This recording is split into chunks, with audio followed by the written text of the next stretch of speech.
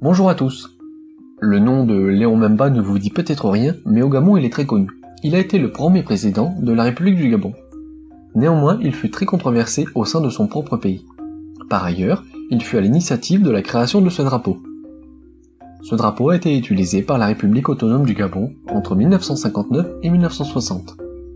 Avant de vous parler plus du drapeau, j'aimerais vous resituer un peu le contexte.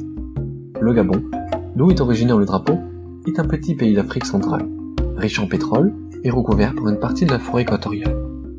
Le pays a été une colonie française pendant plus de 70 ans. Il est le pays africain le plus francophone, avec près de 80% de sa population parlant français. Dernièrement, il s'est fait entendre avec les affaires de fraude aux élections présidentielles avec le candidat Ali Bongo en 2009 et 2016. Plusieurs personnalités ont marqué l'histoire du Gabon, mais celle de Charles Ntchoréré sort du lot. Charles Ntchoréré est né le 15 novembre 1896 à Libreville au Gabon. Alors qu'il avait intégré pendant plus de 20 ans l'armée, il est promu capitaine.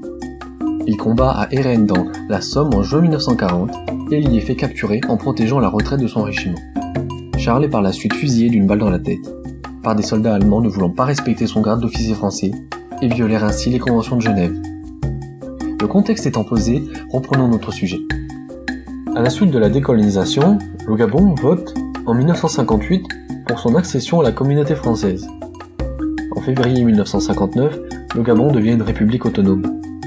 Léon Memba, alors Premier ministre, et francophile, s'appuie sur l'article 76 de la Constitution de la communauté française, pour demander la départementalisation du Gabon et pour faire ajouter le drapeau français au sein du drapeau gabonais. Le drapeau de la République autonome du Gabon sera utilisé entre 1959 et 1960. À ce titre, des séries de lettres et de cachets postaux seront alors produits comme l'atteste cette lettre. Mais Jacques Foccart, alors conseiller du général de Gaulle, convainc finalement Léon Memba d'abandonner son projet. Le drapeau de la République autonome du Gabon était identique au drapeau gabonais actuel, hormis la présence du drapeau français placé en canton, en signe d'attachement à la métropole. Les couleurs vert, jaune et bleu représentaient dans l'ordre la forêt, le soleil et la mer. À l'époque, la bande jaune était plus fine et représentait l'équateur. Ainsi s'achève une page oubliée de l'histoire gabonaise. Pour se intéresser, les liens des sources sont dans la description. Voilà, si la vidéo vous a plu, n'hésitez pas à la partager un maximum autour de vous et à mettre un petit pouce. Merci.